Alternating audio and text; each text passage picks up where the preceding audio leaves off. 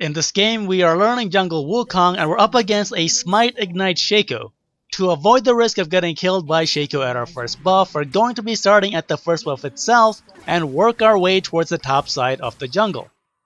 We get low on HP as we secure the red buff and we are forced to recall, but as we recall we keep an eye on the top lane and notice that Darius is bullying Nasus pretty hard in lane, which is kind of what you can expect for that lane. Now it's important to notice that Shaco has come up top and this means a couple of things. First of all, Nasus is low on HP and Shaco has Ignite, so if Darius shoves this lane in, they might dive Nasus to pick up first blood.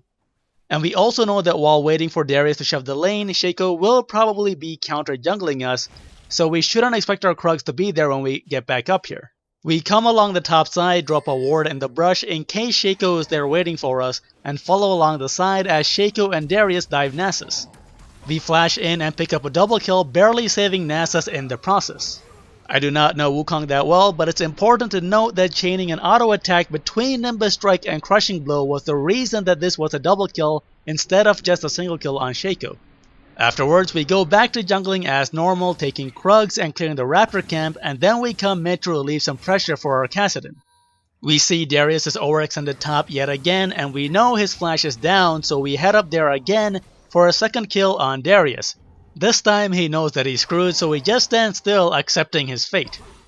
And now it's back to jungling as usual, but we're going to be using a very specific jungle path.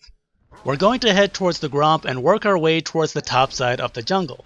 The reason that we take this route is that we pick up gold and experience from the jungle camps, but this also is the only path that allows us to arrive in the top side of the jungle as the action picks up in the top lane again, and we can break away anytime to gank if we see an opportunity. Sure enough, Darius picks a fight with Nasus again, and that is our cue to go in, and we're going to dive Darius for a third time in a row, putting him even further behind.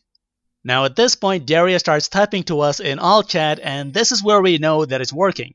When you see someone get mad that you're camping their lane, the answer is to camp them even more, so we're going to keep our jungle path oriented to favor the top lane as we go forward.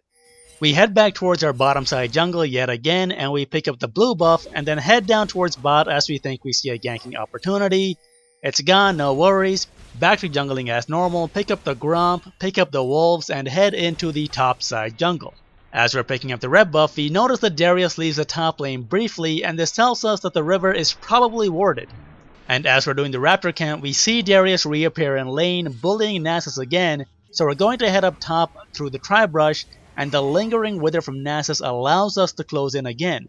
We dash onto a minion with Nimbus Strike to close the gap and use the move speed on our ultimate to catch up with Darius, knocking him up into the air, and Nasus picks up yet another kill, and this guy is definitely not happy about how this game is going.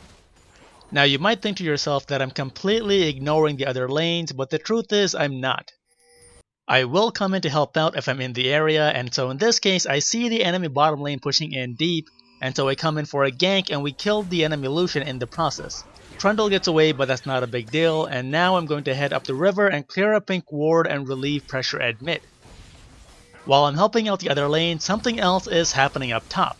Darius has fallen so far behind now that he can no longer get his damage to stick onto Nasus, who keeps healing all of it back up. Darius is losing every single trade and realizes he can no longer stop Nasus from farming as he's too far behind to do anything about it. Feeling hopeless, he gives up and leaves the game.